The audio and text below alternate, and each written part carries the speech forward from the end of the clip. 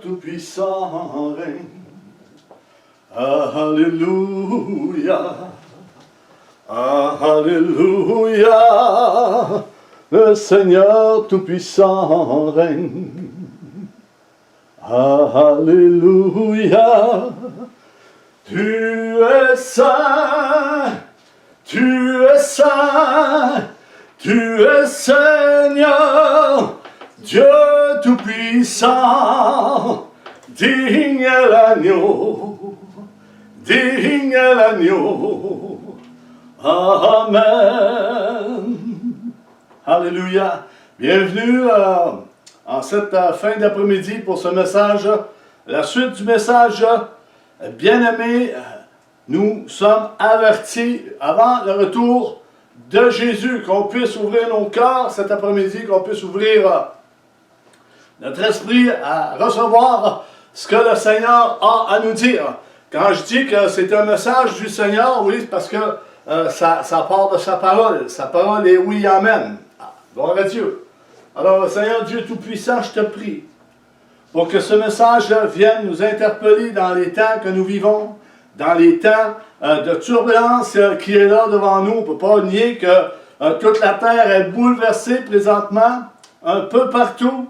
Et tu es en contrôle de tout. Merci Seigneur pour ces temps que nous vivons parce que ça nous montre, frères et sœurs, que nous sommes, que Jésus est prêt à revenir. Nous sommes prêts pour cet enlèvement qui va avoir lieu bientôt. On ne sait pas quand, mais Dieu le sait. Et au son de la trompette, on va partir tous ensemble à la rencontre du Seigneur Jésus-Christ. Amen.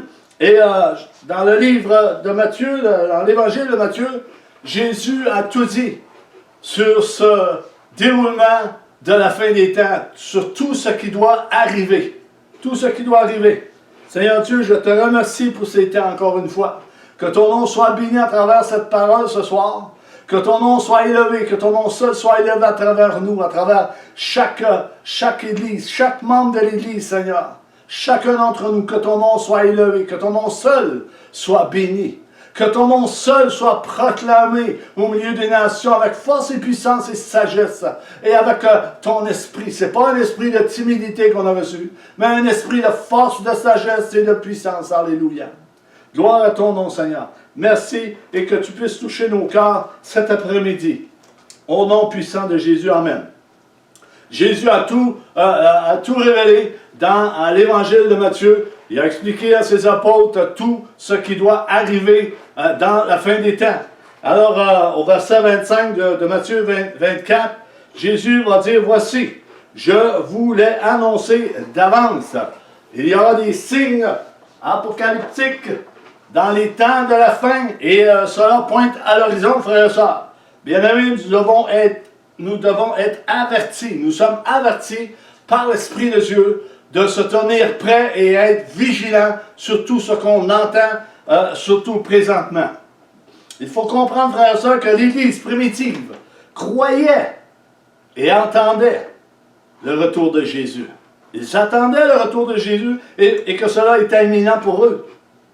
Il y avait une persécution telle qu'ils pensaient que l'avenue de Christ était pour revenir. Vous savez que dans l'autre message, j'ai parlé de persécution. Lorsque la persécution viendra, il va falloir être prêt pour cette persécution qui va venir. Et les disciples en ce temps, les frères en ce temps, croyaient que l'avenue de Christ était imminente. Comme aujourd'hui. Comme aujourd'hui. Dieu n'a pas de temps. Comme je l'expliquais dans l'autre message. Dieu n'a pas de temps. Il est imminent pour eux, comme l'apôtre Paul le mentionne dans 1 Corinthiens 15, 51. On va le lire ensemble. C'est un passage qui est très important qu'on puisse saisir, qu'on puisse le retenir. Tout le monde connaît ce passage dans 1 Corinthiens 15, 51. Ça nous dit. Alléluia.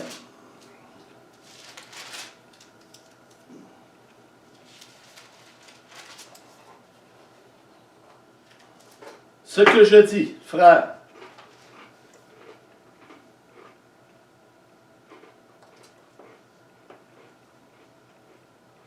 voici, je vous dis un mystère.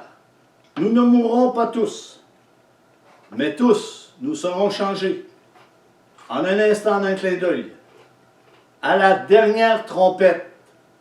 Il ne dit pas à la première, il ne dit pas à la deuxième, il ne dit pas à la troisième, il dit à la dernière trompette.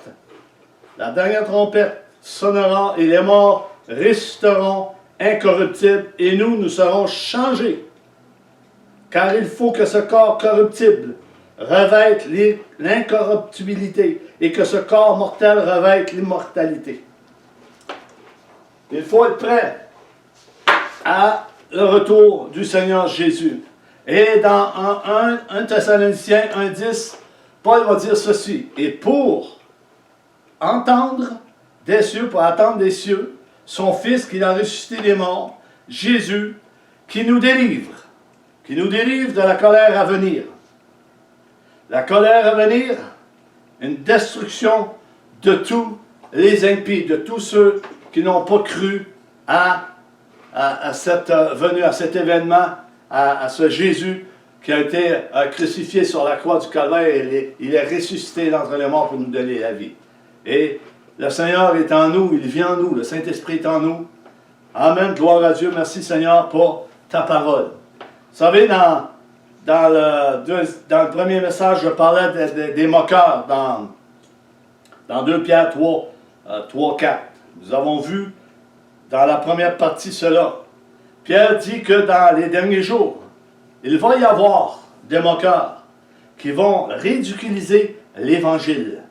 Ces moqueurs, bien, ils recouraient à des arguments de type tout à fait émotionnel plutôt que des arguments qui sont basés bibliquement, uniquement sur la Bible. Et nous voyons cela aujourd'hui. Ces personnes, frères et sœurs, et ces moqueurs jouant sur des sentiments et du ridicule.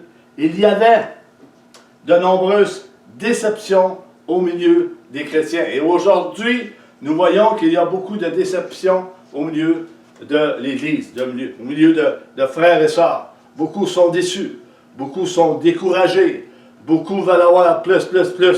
Mais c'est comme si c'est limité. Dans certaines assemblées, la liberté du Saint-Esprit n'est pas là. Et il faut que nous laissions cette liberté prendre place au milieu des assemblées du corps de Christ. Il faut prendre position sur ce que nous avons reçu, frères et sœurs. Vous avez reçu, j'ai reçu, nous devons prendre position avec toute douceur et amour au milieu du corps de Christ. Amen. Nous devons nous baser seulement sur ce que la Bible affirme, sur les choses bibliques. Que dit l'apôtre Paul à Timothée et que nous dit l'Esprit du Seigneur en ces temps qui sont incertains, frères et sœurs. La terre entière est bouleversée. La terre entière est choquée. Dieu est en train de choquer la terre et on voit des signes apocalyptiques qui se pointent à l'horizon. On voit que des prophéties bibliques sont accomplies dans les temps que nous vivons présentement. Alors, il faut rester éveillé. Alors, l'apôtre Paul va dire dans 1 Timothée 4.1, mais l'Esprit dit expressément que dans les derniers temps, quelques-uns abandonneront la foi. Et c'est vrai, on le voit. L'apostasie est là. C'est un signe de l'abandon de la foi. C'est un signe prophétique qui est là présentement et cela a été prophétisé là longtemps du temps de Paul. Et c'est là présentement pour s'attacher à des esprits séducteurs. Et croyez-moi qu'il y en a des esprits séducteurs pour séduire les enfants de Dieu, pour les déranger, pour les conduire dans un autre chemin qui n'est pas le chemin de la vérité. Et l'esprit de Christ et l'esprit du diable, de Satan, vient en parallèle très très proche. Nous savons que Satan connaît très bien les Écritures. On le voit dans Matthieu 4, lorsqu'il l'amène dans le désert, il cite des Écritures, l'ennemi, à Jésus. Et Jésus le repousse constamment. Beaucoup de séducteurs et à des doctrines de démons. Beaucoup de doctrines sont apportées qui sont hors bibliques, qui ne sont pas bibliques, qui sortent de la Bible. Ils vont prendre quelques mots de la parole de Dieu pour séduire les enfants de Dieu. Ils vont couper les vérités comme on coupe du steak. Ils vont couper des vérités comme quand on tapoche le steak. De la bonne nourriture. Ils vont les couper pour les détourner de la vérité du chemin. Et cela est là présentement, frères et sœurs, par hypocrisie. Des faux docteurs portant la marque de la flétrissure dans leur propre conscience, dans leur corps, dans leur âme, dans leur être entier. Une marque de flétrissure. Qu'est-ce que ça veut dire, flétrissure, frères et sœurs? Action de, j'ai droit dans le dictionnaire, action de s'altérer, de se tenir. Grave atteinte à l'honneur, à la réputation de quelqu'un, à la réputation de quelqu'un. Cette marque de flétrissure qui ne pourra jamais s'effacer. Elle est là, cette marque, au milieu de cette génération, et elle ne pourra jamais s'effacer parce qu'elle ne s'efface pas. Elle ne s'efface pas dans certaines personnes. Nous comprenons que cette marque de flétrissure est finalement la marque visible de l'impact des doctrines de démons dont parle le chapitre de 1 Timothée 4, verset 1 et plus. Cette marque est en réalité la marque de la bête que le monde reçoit et subit lorsqu'il décide de suivre sans le secours de Dieu. Il décide de suivre cette marque de flétrissure. Il ne croit pas en Dieu. Il ne s'appuie pas sur la parole de Dieu. Il ne croit pas en Christ non plus. Sans secours de Dieu. C'est-à-dire, en réalité, sans accepter de se soumettre à l'autorité de Jésus-Christ de Nazareth. Celui qui est lui-même, c'est Jésus qui est lui-même la source de la vie. Celui donc, la vigne ne flétrira pas. Ne se flétrira pas. Flétrira pas jamais. J'ai de la blague bien beau. Alléluia, gloire à Dieu. Merci Seigneur pour ta parole. Flétrira pas, jamais. La vigne de Dieu ne se flétrira pas, jamais. Alléluia, gloire à Dieu. J'ai quelqu'un qui rit en avant de moi, c'est correct. Elle sourit, elle dit qu'elle sourit. Amen, gloire à Dieu. Il y a un avertissement qui est dit, là, frères et sœurs. Dans 2 Pierre chapitre 3, on a vu dans la première partie, versets 3 et 4, « Sachez avant tout que dans les derniers jours, il viendra des moqueurs selon leur raillerie. » Et on voit plusieurs prédicateurs et plusieurs messages qui est dit, qui ridiculisent l'Évangile, qui ridiculisent même la personne de Jésus-Christ en apportant toutes sortes d'hérésies, et de messages erronés. Nous voyons cette séduction de messages qui est apportée de nos jours, frères et sœurs, de fausses doctrines, pour nous éloigner de Christ, de la réalité biblique de l'Évangile.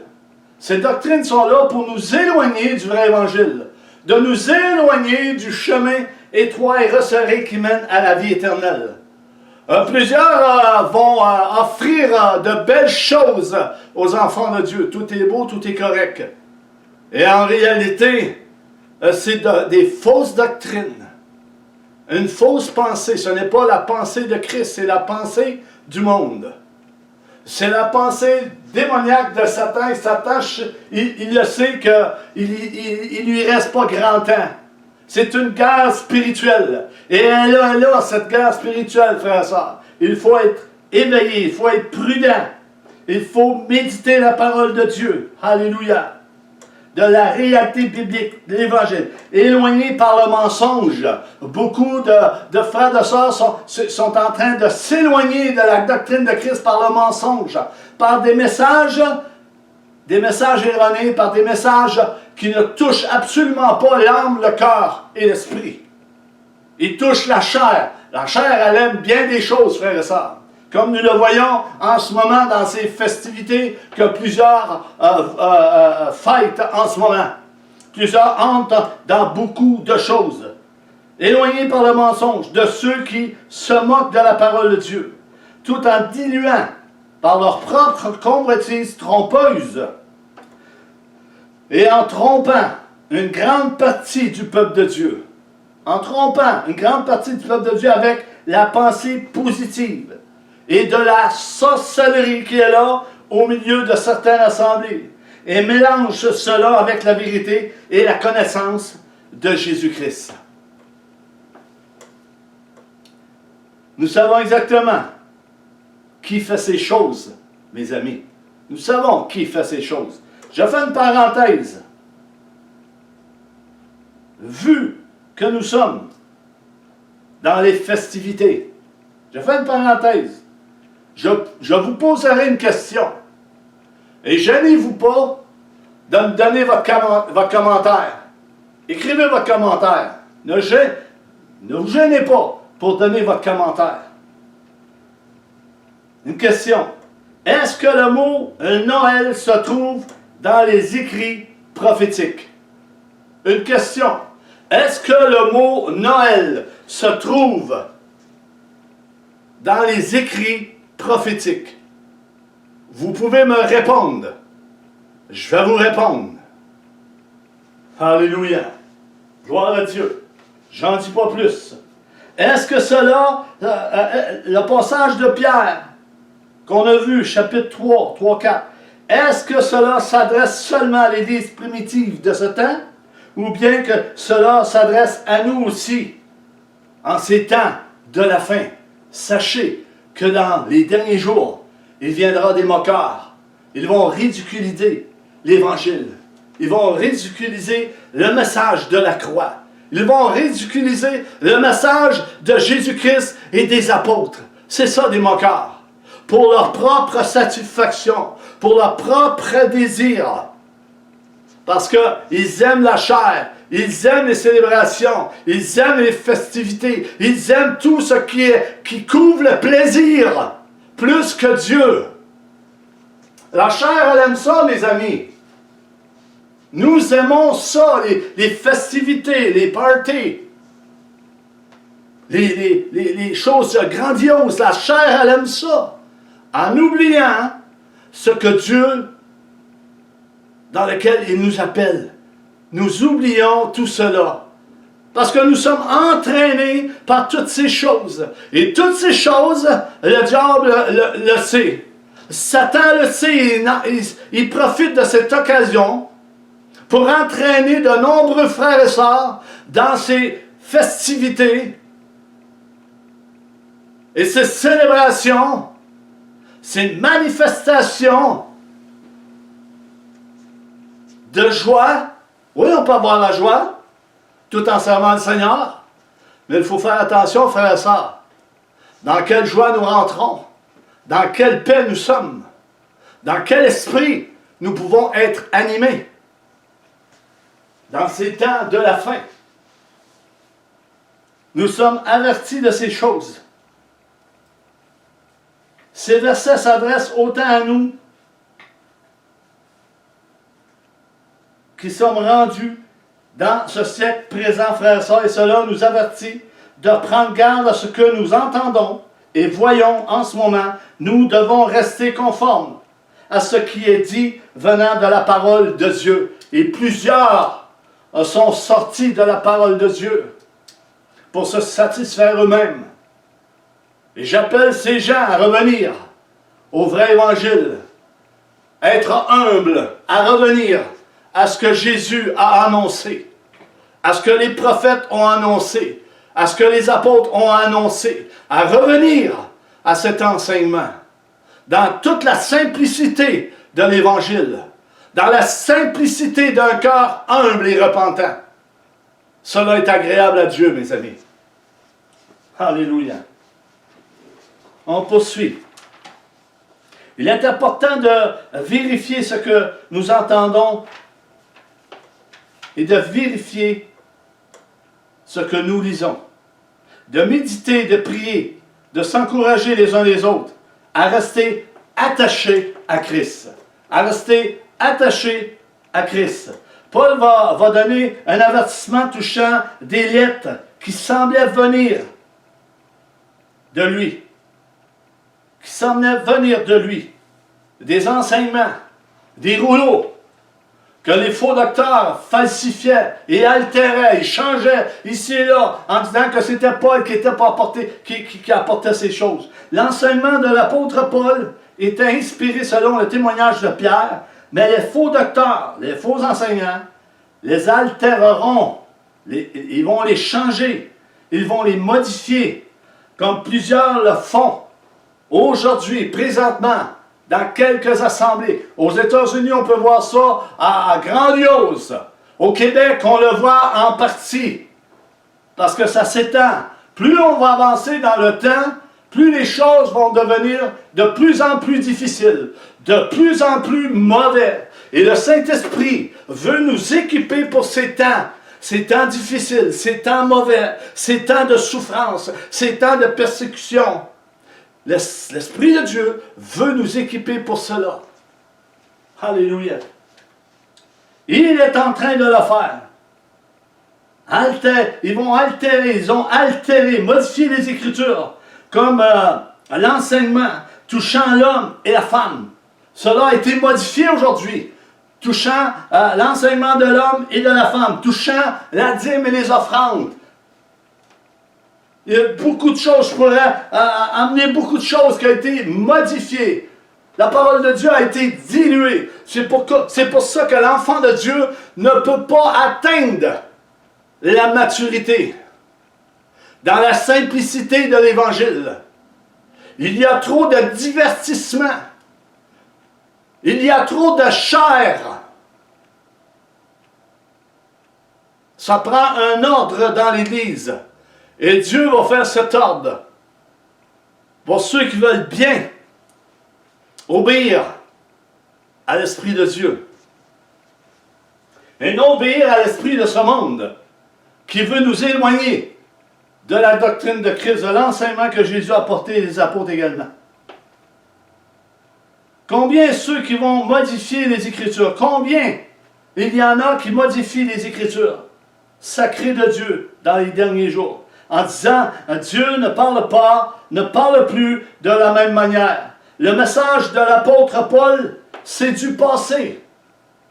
Le message de l'apôtre Paul, c'est du passé. Jésus ne parle plus comme il parlait du temps où il enseignait les disciples, où a formé les disciples. Jésus va se conformer au monde de vie présent. Jésus va se conformer à cette vie présente, au message qui est dit présentement. Non, Jésus ne se conformera pas au siècle présent. C'est pas biblique. Et plusieurs rapportent ces choses. Plusieurs vont dire ces choses. Jésus va se conformer au siècle présent pour que tous entendent et pour que tous se repentent et pour que tous viennent à la stature parfaite de Christ. C'est faux, c'est pas vrai. Parce que c'est pas biblique. C'est contraire à ce que la Bible nous enseigne, frères et sœurs. Paul va dire dans Romains 12:2, ne vous conformez pas au siècle présent, mais soyez transformés par le renouvellement de l'intelligence, afin que vous discerniez quelle est la volonté de Dieu, ce qui est bon, agréable et parfait. Alléluia. Ne vous conformez pas au siècle présent. Il y en a qui vont prendre les attitudes des non-croyants. Habillez-vous comme les non-croyants pour pouvoir les attirer au salut. C'est quoi ça? C'est quoi ça? Là, je comprends pas, là. Et il faudra que quelqu'un m'explique pourquoi il faudrait s'habiller comme les non-croyants, comme la mode, pour suivre la mode, pour être pareil comme eux. Ils vont prendre la parole de Paul quand il dit, avec eux, avec les Grecs, il faut être avec les Grecs, avec les Syriens. C'est pas ça que ça dit, là. Ouais, Paul ne passait pas son temps à changer, là, à changer de robe, puis... Non. Paul disait, il se mettait à la hauteur de certaines personnes, de la culture. Il ne disait pas de changer. C'est une autre fausse doctrine. Et en Amérique, ils font ça. En Chine, ils font ça. Ici, au Québec, ils font ça aussi. Mais qu'est-ce que c'est ça, frères et sœurs? Hey, revenez à la simplicité de l'Évangile. Vous avez dépassé les bornes, là. Et je vais être très transparent, frères et sœurs. Très transparent. Parce que j'aime l'Église. Je vous aime. J'aime les frères et les sœurs qui aiment Jésus. Mais j'aime pas le mensonge. J'aime pas l'hypocrisie. C'est deux choses que j'haïs. Et Dieu n'aime pas ça non plus. Les mains qui courent au sang. Les mains qui répandent le sang. Les pieds qui courent au mal. Il y a cette chose que Dieu haït. Il y a beaucoup de choses qui se font qui ne devraient pas se faire. Et le Saint-Esprit est là pour trancher. Pour trancher. Pour mettre à lumière ce qui doit être mis en lumière. Et les frères et sœurs devraient se lever. Parce qu'il y en a qui le savent. N'ayez pas peur de vous exposer. De dire la vérité, si du moins que la vérité habite en vous. Si du moins l'Esprit de Christ habite en vous. Prenez position. Ce n'est pas un esprit de timidité qu'on a reçu, c'est un esprit de force et de puissance et de sagesse. Mais avec toute douceur. Alléluia. Gloire à toi, Seigneur. Gloire à ton Saint-Nom. Tous les apôtres du Nouveau Testament étaient conscients qu'il y avait des faux enseignants au milieu du peuple de Dieu, n'est-ce pas? Ils étaient conscients de ça. Paul était conscient de ça. Pierre était tout à fait conscient que les auteurs du Nouveau Testament apportaient la vérité divine, qui complétait la Bible, que les prophètes de l'Ancien Testament avaient prophétisé touchant le salut de Dieu. 1 Pierre 1, 10, 12. La grâce imméritée. On a reçu une grâce imméritée. C'est une grâce imméritée. Alléluia. Nous devons nous laisser modeler par le Saint-Esprit, frères et sœurs. Nous laisser conduire par le Saint-Esprit. Et non pas par la chair. Non pas par un homme, non pas par un élite, non pas par des prédicateurs qui se disent bien spirituels aux États-Unis et ils amènent ça ici. Et il y en a qui sont à genoux devant eux. C'est de l'idolâtrie. Vous êtes des idoles, ceux qui font. Vous êtes des gens qui adorent un idole et non que vous n'adorez pas Dieu, vous n'adorez pas Jésus, vous adorez des hommes et des femmes. Et cela est présent. Cela est là. Beaucoup transportent des idoles dans leur cœur. Et Dieu veut enlever cela. Dieu veut prévenir cela, frères et sœurs. Voici ce que Pierre explique touchant la vérité biblique, les vérités bibliques. Verset 10 de 1 Pierre, chapitre 1. Les prophètes qui ont prophétisé touchant la grâce, touchant le Messie, touchant à la personne de Jésus-Christ. Vous savez, le message, là, c'est... le message se conforme sur toute la personne de Jésus-Christ. Le message touche Jésus-Christ, crucifié, ressuscité.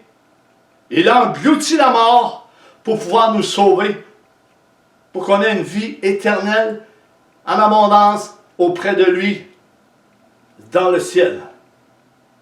Amen. Gloire à Dieu. Alléluia. Les prophètes qui ont prophétisé touchant la grâce qui vous était réservée ont fait de ce salut l'objet de leur recherche et de leur investigation. Ils ont cherché en quel temps cela était pour se produire. Les prophètes ont cherché en quel temps cela était pour se produire. 11. Voulant sonder l'époque et les circonstances marquées par l'Esprit de Christ, voulant sonder l'époque, écoutez bien, voulant sonder l'époque et les circonstances marquées par l'Esprit de Christ qui était en eux. Marquées par l'Esprit de Christ qui était en eux. Ces prophètes avaient l'Esprit de Christ en eux. Depuis la Genèse jusque dans le livre Apocalypse, c'est l'Esprit de Christ qui dirige toutes choses, qui révèle toutes choses, qui donne toutes choses, qui multiplie toutes choses, qui bénit toutes choses. Toute chose lui est assujettie. C'est Dieu. Amen. Alléluia. C'est Dieu. Pas personne d'autre. Tout comme Moïse le dit, Dieu vous suscitera d'entre vos frères un prophète comme moi et vous devez l'écouter. Par quel esprit étaient-ils animés, les prophètes de l'Ancien Testament, frères et sœurs? Par quel esprit ils étaient animés? Ils étaient animés par l'Esprit de Christ, de Dieu, l'Emmanuel, Dieu avec nous. Le Saint-Esprit était en eux. Le Saint-Esprit était en eux. Il n'était pas sur eux. Il n'était pas à côté d'eux. Ne marchait pas en arrière ni en avant. L'Esprit de Christ était en eux pour leur révéler les choses à venir. Ils ont parlé de Christ. Isaïe a parlé de Christ. Jérémie a parlé de... On regarde tous les prophètes. Ils ont parlé de Christ. Moïse a parlé de Christ.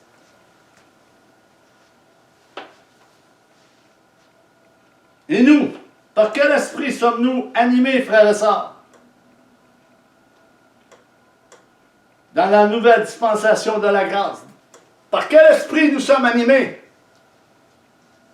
Est-ce que nous sommes animés par l'Esprit de Christ? Ou bien marchons-nous selon la chair, selon les désirs de notre cœur, selon les convoitises de nos yeux et de toutes choses? Notre passion doit être une passion de serviteur, de servir Jésus-Christ comme homme, comme Dieu. Parce que Dieu s'est fait une chair, il s'est fait chair et il l'a appelé du nom de Jésus. Il l'a envoyé dans le monde, il était la lumière, il est la lumière du monde. Et il appelle tous ceux qui veulent le reconnaître comme Seigneur Sauveur de leur vie, pour qu'enfin qu'il ait la vie éternelle. Il est vrai que Dieu, Jésus, n'est pas venu pour juger le monde. Il est venu pour sauver le monde. Mais Dieu a remis tout jugement à Jésus. Et ce jugement aura lieu bientôt, frères et sœurs. Alléluia. Nous devons être prêts. Alléluia. Les apôtres dans le Nouveau Testament le savaient. Ils disaient et écrivaient la parole de Dieu comme il est mentionné dans 1 Thessaloniciens 2,13 par l'apôtre Paul. L'apôtre Paul dira ceci: c'est pourquoi nous rendons continuellement grâce à Dieu de ce qu'en recevant la parole de Dieu que nous vous avons fait entendre, vous l'avez reçue non comme la parole des hommes, non pas comme la parole des hommes, mais ainsi qu'elle est véritablement comme la parole de Dieu, qui agit en vous, qui croyez. Du moins, Paul disait dans des épîtres, si du moins vous croyez, si du moins l'Esprit de Christ est en vous. Vous allez marcher, on va marcher comme Christ a marché, on va marcher par l'Esprit de Christ. Nous allons être obéissants à ce que l'Esprit de Dieu nous communique à l'Église, à chacun d'entre nous, sans exception, aux brebis, aux enseignants, aux prédicateurs, sans exception, alléluia, sans exception, gloire à Dieu, alléluia. Ces faux enseignants, docteurs, altéraient les Écritures de Paul.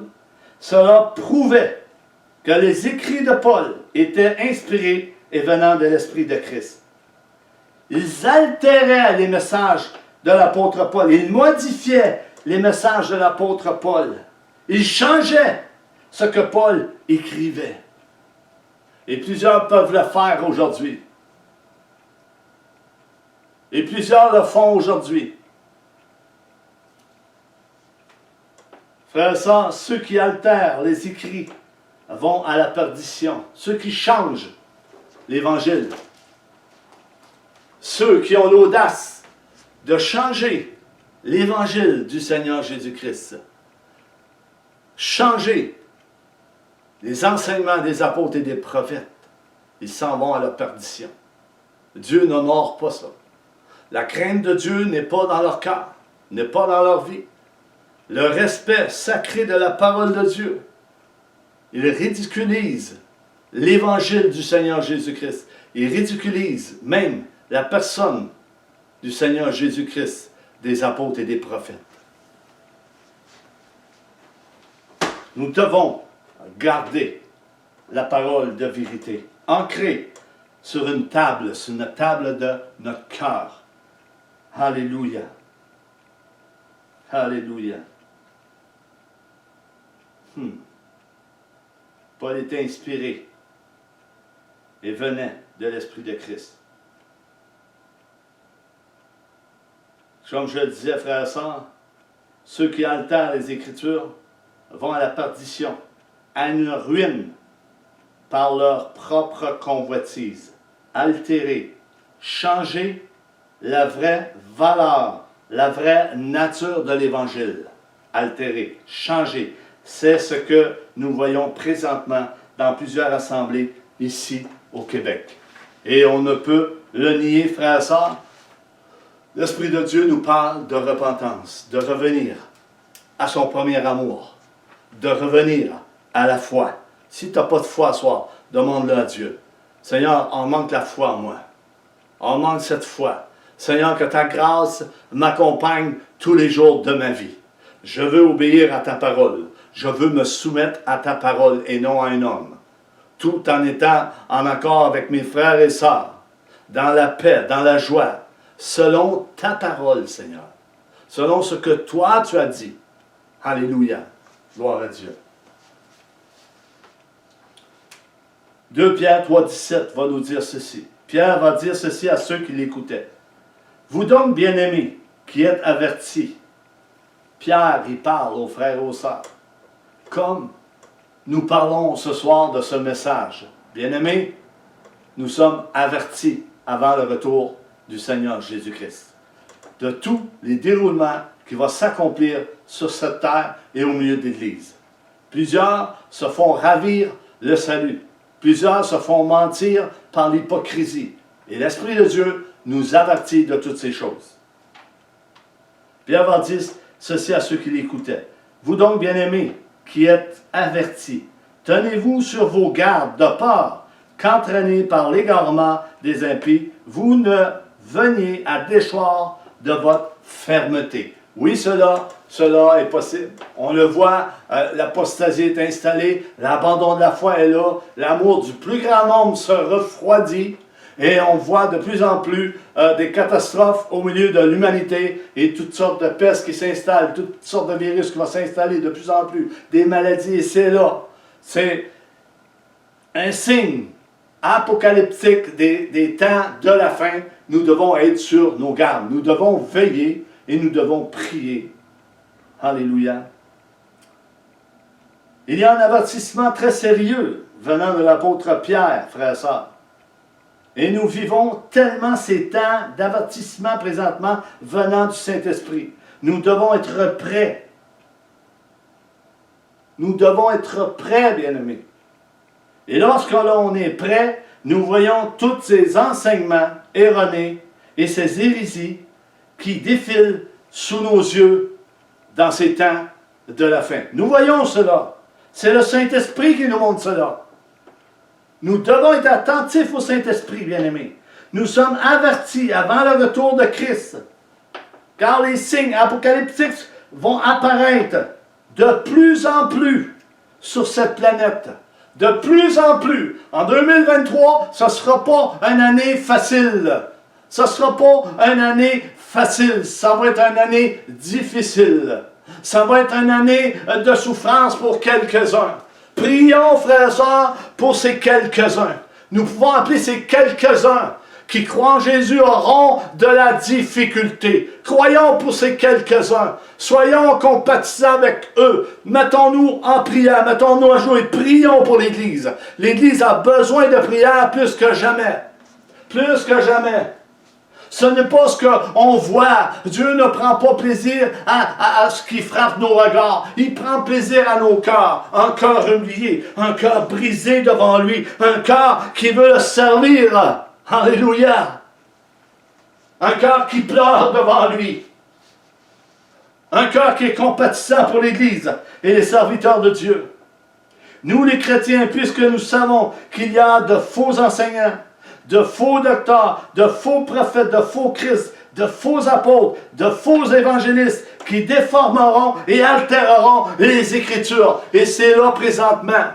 Ils altèrent les Écritures et les changent pour leur satisfaction à eux. Et je dirais même, non, je ne dirais pas. Alléluia. Alléluia. Gloire à toi, Seigneur. Tu es en contrôle de tout. Merci pour ta parole. Merci pour ton esprit. À plus forte raison, nous devons être plus alertes et nous devrions être plus attentifs à ce que nous entendons. N'est-ce pas, frères et sœurs? Nous devons être attentifs à ce que nous entendons. Venir de certains prédicateurs dans les derniers jours. Satan est très subtil, je vous le dis. En vérité, Satan est très subtil. Comment on dit? Prenons garde à Satan. Prenons garde. Il ne faut pas le sous-estimer. C'est ça que je voulais dire. Il ne faut pas sous-estimer. Nous sommes vainqueurs en Jésus-Christ. Mais nous ne devons pas le sous-estimer. Il est très subtil. C'est un grand séducteur et trompeur. Il connaît les Écritures. Veillons, frères et sœurs, et prions. Jésus a été tenté dans le désert. Satan a cité les Écritures pour tenter Jésus d'abandonner. Il n'a jamais abandonné. Pourtant, Jésus était homme comme nous, frères et sœurs. Il était rempli du Saint-Esprit lorsqu'il est rentré dans le désert. Il en est sorti revêtu de la plénitude de Dieu. Alléluia. Rien ne pouvait l'arrêter. Et l'Église doit venir à la maturité, semblable à Christ, à l'image de Christ, mature dans le Seigneur. Alléluia. Gloire à toi, Seigneur. Merci pour ta parole. Pierre, dans ce texte, nous dit, tenez-vous sur vos gardes de peur de déchoir et de s'éloigner de la vraie doctrine de Christ. Pierre dit, restez ferme dans ce que vous avez appris du Seigneur. Ce que je vous ai enseigné, restez ferme dans cela. Ce que je vous dis la vérité. On se souvient, frère et sœur, quand Jésus parlait aux scribes pharisiens, il parlait à la foule, il disait, mais je vous l'ai dit et vous ne croyez pas. Gardez ma parole. Celui qui va garder ma parole, il m'aime, mais celui qui ne la garde pas, il ne m'aime pas. Jésus a répété constamment. Les disciples ont répété constamment. Ils ont averti l'Église. Ils ont averti les frères et les sœurs. Faites attention. Prenez garde. Ils le savaient, eux également. Pierre dit, restez fermes dans ce que vous avez appris. Vous savez, bien-aimés, si nous écoutons attentivement un faux docteur, écoutez bien ça là, et de faux messages, nous courons le risque, et ça c'est vrai, frères et sœurs, que je vous dis, et nous courons le risque de nous éloigner et de nous égarer loin de la vérité. C'est tellement subtil, surtout lorsque nous voyons le mensonge de la prospérité prendre place au milieu de bien des assemblées aujourd'hui. Si nous écoutons ces faux docteurs, si nous sommes plus attentifs à ces faux docteurs, nous le savons, beaucoup le savent, ils ne prennent pas position, ça devient dangereux pour nous, pour être séduits par ces enseignements, de devenir confus. Celui qui est en Christ ne peut pas être confus. Il marche solidement, il est ferme dans ce que Jésus a enseigné, les disciples et prophètes également. Ce que dit l'Écriture. Alléluia.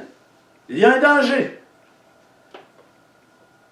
Et cela est le mensonge de la prospérité. Comme je le disais dans la première partie, personne ne pourra acheter le salut par un évangile de prospérité, mes amis. Jamais. Jamais. Et cela est là présentement. Beaucoup d'œuvres qui sont faites par l'argent. Et c'est zéro. Ces œuvres ne sont pas faites par la foi. Ils sont faits par l'argent. Et l'argent, c'est un grand mot. Même Jésus ne parlait. Ces prédicateurs, ils pensent plus à leur vendre qu'à l'évangile de Christ, qui est la nourriture de l'âme pour la vie éternelle. La nourriture est pour notre âme.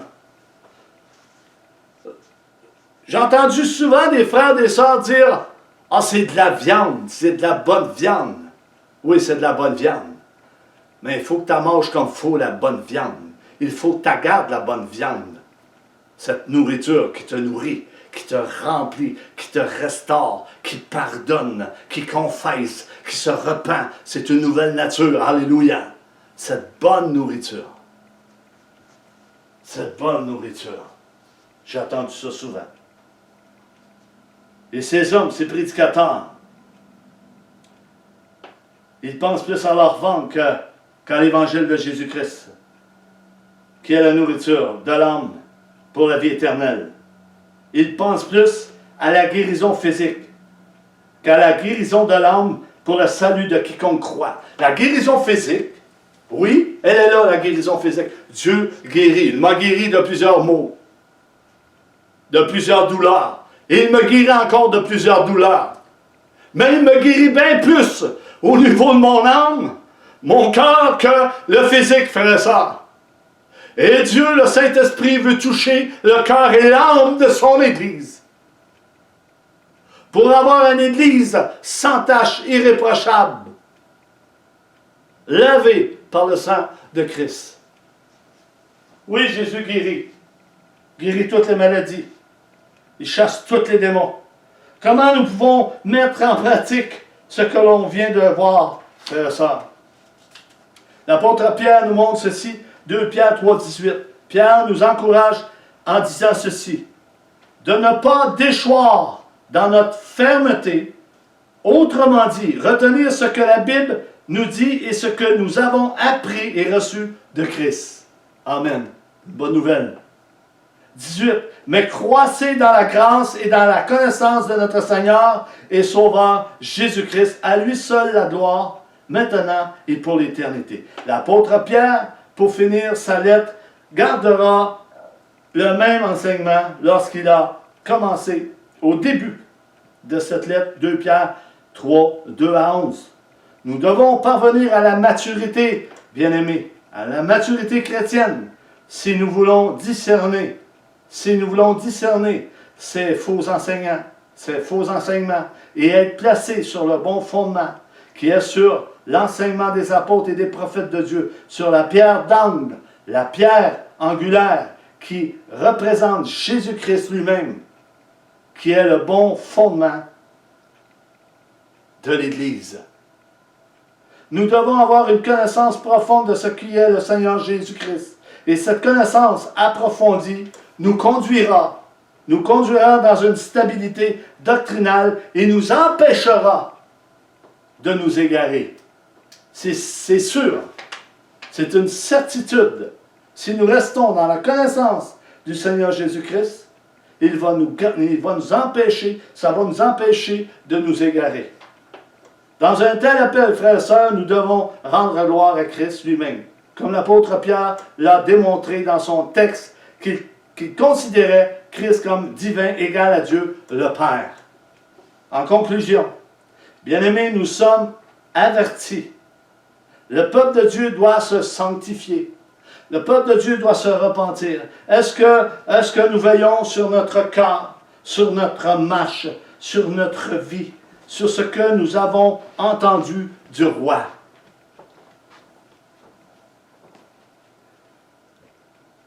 Jean 5, 23 nous dit: afin que tous honorent le Fils comme il honore le Père. Celui qui n'honore pas le Fils, n'honore pas le Père qui l'a envoyé. Le Père ne juge personne, mais il a remis tout jugement au Fils. 23, afin que tous honorent le Fils comme il honore le Père. Dieu a confié tout jugement au Fils. La Bible nous dit, ce verset nous montre que Jésus est bien plus qu'un ambassadeur, un simple ambassadeur agissant au nom de son Père.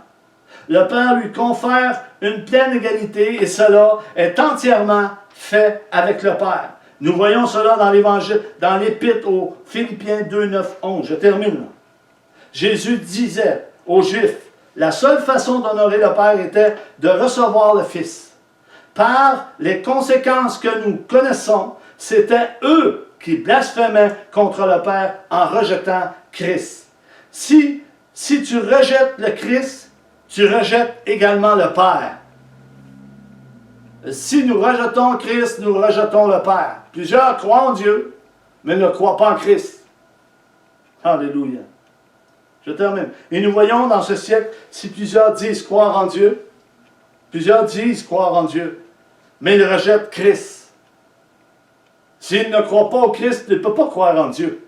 Cela prouve qu'ils ne connaissent ni Dieu, ni Jésus-Christ le Fils, du Dieu vivant, le Sauveur du monde, puisqu'ils rejettent la parole de Dieu et Jésus. Amen. Gloire à Dieu. J'ai terminé pour ce message. On va passer à un autre message la semaine prochaine. Merci Seigneur pour ta parole. Merci pour ton esprit qui est en nous, qui habite en nous et qui nous révèle ces choses, qui nous met en éveil. Le Saint-Esprit met en éveil son Église. Seigneur, puisses-tu toucher tous ceux qui étaient là via Facebook et tous ceux qui sont là en différé. Puisses-tu toucher leur cœur. Puisses-tu les garder. Puisses-tu les bénir.